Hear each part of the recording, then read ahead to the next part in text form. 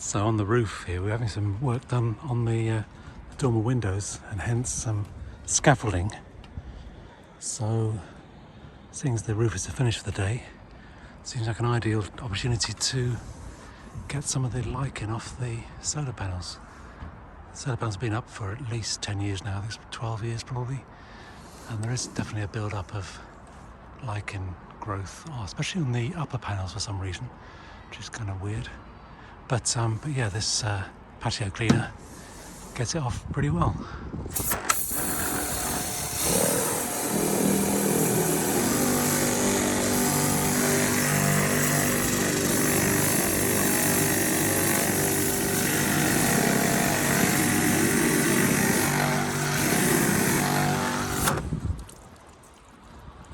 I'm hoping that it'll give maybe a couple of % of boost to the output.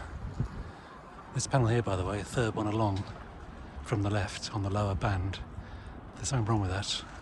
It looks different, it looks to be condensation inside, and the power has dropped to about a third of what the other panels are. Having micro-inverters, it's possible to see the output from each individual panel, and as I say, this one has definitely dropped. So really, I think it needs a replacement panel. It's out of warranty now, but I could get a second-hand panel quite cheaply actually, this size.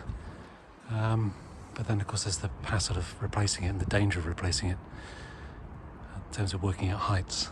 So yeah, I'll get it done professionally if at all. But for now, as I say, it's reducing the overall array output slightly, but not really worth the expense of replacing it at the moment. We'll see how it goes and whether any other ones fail in a similar way.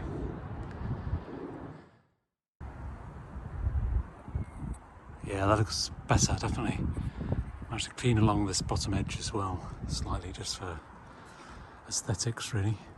But yeah, I couldn't reach everywhere. I couldn't reach that top left, for instance, but it's distinctly better than it was.